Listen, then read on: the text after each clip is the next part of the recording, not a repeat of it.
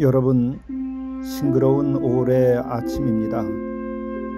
이렇게 좋은 아침이 오기까지는 오히려 며칠간의 비가 온 때문이 아닐까 생각됩니다. 또 한편 생각해보면 농사를 지을 때에 비가 오는 것은 굉장한 축복입니다. 저희가 오만주에 산마늘을 심었는데 이것이 말라 죽으면 어떻게 할까 저희들 마음을 졸였습니다. 하늘에서 단비가 내리니 얼마나 감사한지 몰랐습니다. 우리들의 삶의 처지에 따라 날씨도 비가 오는 것도 서로 다르게 느낄 수 있습니다. 우리가 다양한 시각에서 우리들의 주어진 삶을 돌이켜보는 것이 지혜요 또 은혜로운 삶이 되는 것이 아닌가 생각됩니다. 함께 묵상하시겠습니다.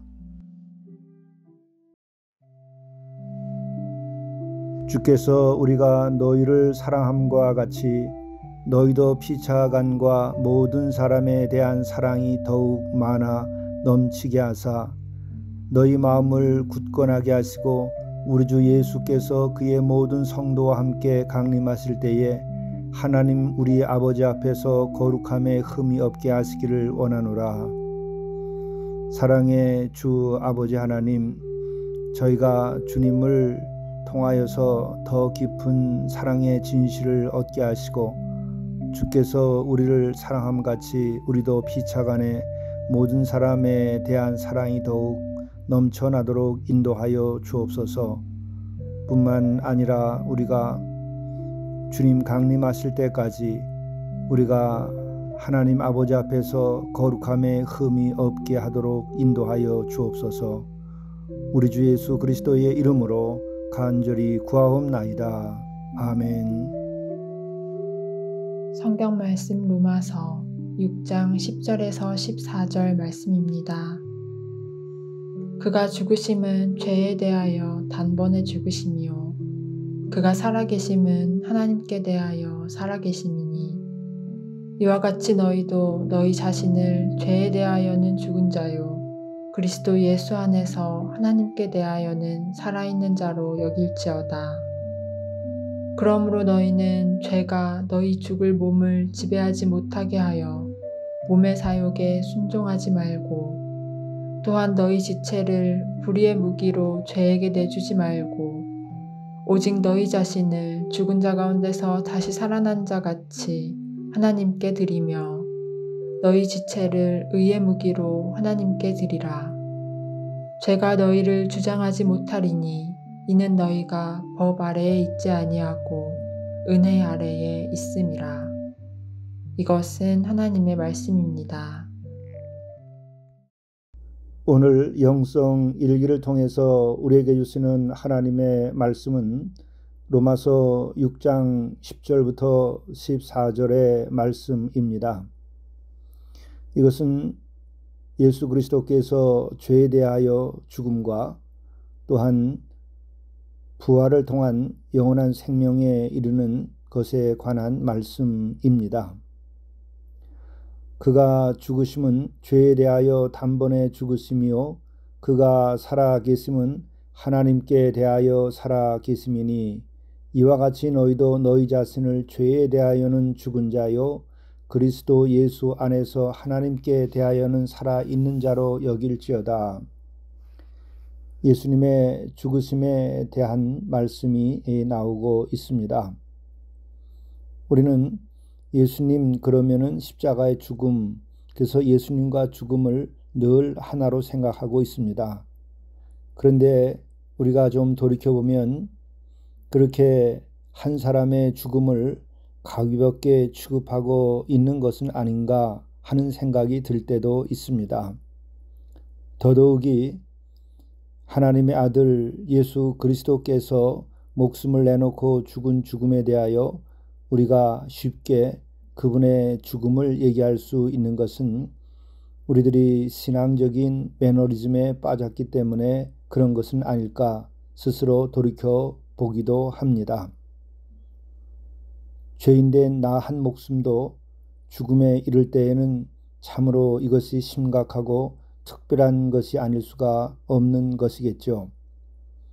그런데 죄 없으신 그분의 죽음을 우리가 쉽게 이야기할 수 있는 것은 아닐 것입니다. 이런 생각을 하면서 오늘 말씀 그가 죽으심은 죄에 대하여 단번에 죽으심이요 라고 하는 이 말씀을 생각해 보게 됩니다. 그의 죽으심은 죄에 대하여 라고 하는 말은 무슨 말일까요? 죄에 대하여라고 하는 것은 죄가 없으신 분이신데 주님 자신의 죄 때문은 아니겠지요. 바로 우리들의 죄의 대가로 죄에 대하여 죽은 것이라 해석해야 할 것입니다. 바로 죄 없는 이가 죄의 대가인 죽음을 짊어지시게 된 것이죠.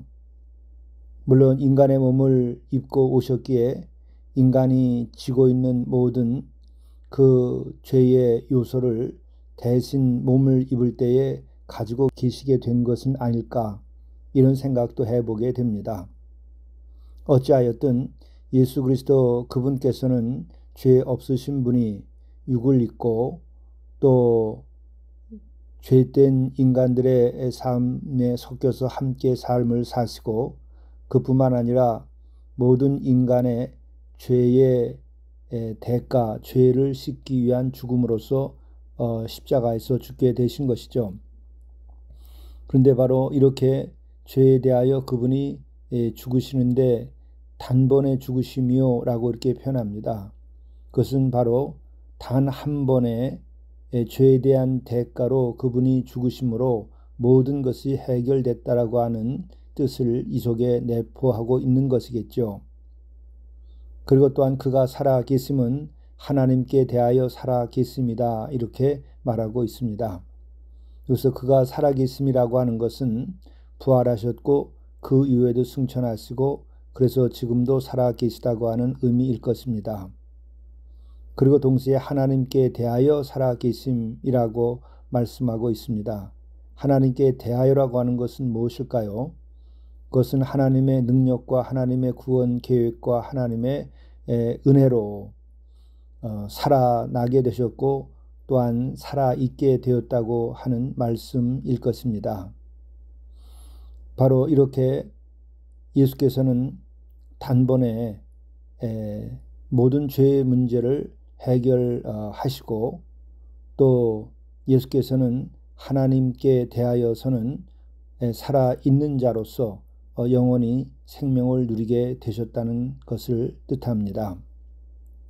이와 같은 예수님의 구원의 사건을 생각할 때에 우리는 어떻게 생각하고 살아야 할 것인가? 12절 말씀입니다. 그러므로 너희는 죄가 너희 죽을 몸을 지배하지 못하게 하여 몸의 사욕에 순종하지 말고 또한 너의 지체를 불의의 무기로 죄에게 내주지 말고 오직 너희 자신을 죽은 자 가운데서 다시 살아난 자 같이 하나님께 드리며 너희 지체를 의의 무기로 하나님께 드리라. 우리가 예수 그리스도를 믿는 믿음으로 구원함을 받았다고 한다면 우리 또한 어떻게 살아야 할 것인가? 죄가 우리 몸을 지배하지 못하게 하라는 것입니다. 곧 몸의 사욕에 순종하지 말라고 말씀합니다. 우리는 분명히 스스로에게 물을 필요가 있습니다. 정말 내가 죄에 대하여는 죽기를 원하는가? 여기에 대하여 예라고 우리가 단호하게 분명히 말할 수 있어야 됩니다. 그럴 때 비로소 우리는 몸의 사욕을 따르지 아니하는 일이 시작될 것입니다. 오늘 말씀을 보면 몸은 결국 죽습니다. 그렇듯 몸의 사욕도 결국 사라져버리고 말게 됩니다. 허무한 것이죠. 이 사욕을 따라 살지 말라는 것입니다. 곧 허무한 인생을 헛되게 살지 말라는 것이죠. 허무한 인생으로 헛되게 사는 것만큼 우리들의 삶이 참으로 무가치할 수 있겠는가 생각하게 됩니다. 그러므로 오늘 말씀처럼 몸의 각 지체는 불의의 무기로 죄에게 내주지 말고 오직 하나님께 드리라는 것입니다. 하나님의 무기로 하나님께 쓰임받도록 우리들의 존재를 맡겨야 한다는 것이죠. 우리의 몸은 또한 성령의 거룩한 전이라고 말합니다. 그러기에 우리들이 몸의 사욕에 사로잡히지 말고 오직 예수 그리스도의 은혜 아래서 하나님의 의의 무기로 쓰임바 되도록 해야만 할 것입니다. 14절 말씀은 특별히 이렇게 끝이 납니다. 죄가 너희를 주장하지 못하리니 이는 너희가 법 아래 있지 아니하고 은혜 아래 있음이라. 우리에게 소망을 줍니다. 자신을 죽은 자 가운데 다시 살아난 자 같이 하나님께 드리며 지체를 의의 무기로 하나님께 우리가 주님처럼 드리게 된다고 한다면 우리는 더 이상 죄가 우리를 주장하지 못하게 될 것이요, 또 우리는 그 주의 은혜 아래서 우리들이 살아가게 될 것이라는 것입니다.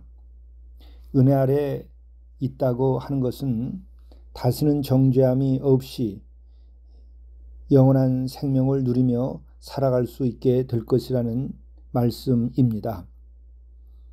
율법 아래 있고 법 아래 있으면 여전히 양심의 가책과 죄 아래 머무를 수밖에 없습니다.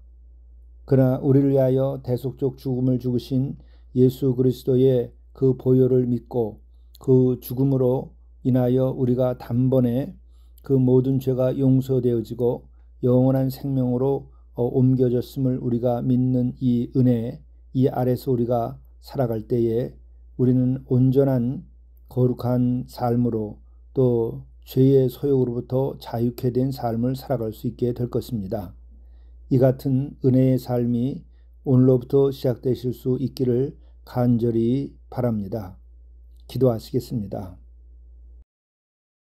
너희는 죄가 너희의 죽을 몸을 지배하지 못하게 하여 몸의 사욕에 순종하지 말고 또한 너희의 지체를 불의의 무기로 죄에게 내주지 말고 오직 너희 자신을 죽은 자 가운데서 다시 살아난 자 같이 하나님께 드리며 너희 지체를 의의 무기로 하나님께 드리라.